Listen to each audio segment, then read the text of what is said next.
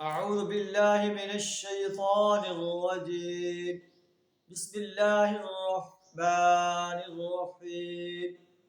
ولقد نادانا نوح فلنعم المجيبون ونجيناه وأهله من الكرب العظيم وجعلنا ذريته هم الباقين وتركنا عليه في الآخرين.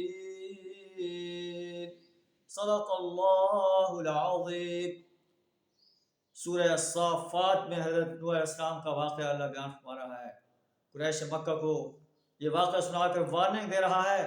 جس طرح قریش مکہ نبی صلی اللہ علیہ وسلم کی تکذیب کر رہے ہیں، اسی طرح قوم نوح نے بھی آپ کی تکذیب کی، اور نوح علیہ السلام نے اللہ سے دعا کی، اے اللہ میری مدد فرما. اور اللہ نے فَلَنِعْمَ الْمُجِيبُونَ، اللہ فرماتا ہے کہ ہم کیسے جواب دینے والے تھے. ہم نے اسے اور اس کے اہل و عیال کو جو آپ کے ساتھ مومن تھے، وَنَجَّيْنَاهُ وَأَهْلَهُ مِنَ الْكَرْبِ الْعَظِيمِ، کرب عظیم سے نجات دی، اور اس کی اولاد کو باقی رکھا. وَتَرَكْنَا عَلَيْهِ فِي الْآخِرِينَ، اس کی نسل کو باقی رکھا. وَتَرَكْنَا عَلَيْهِ فِي الْآخِرِينَ، بعد کی نسلوں میں اس کی تعریف و توصیف چھوڑ دی.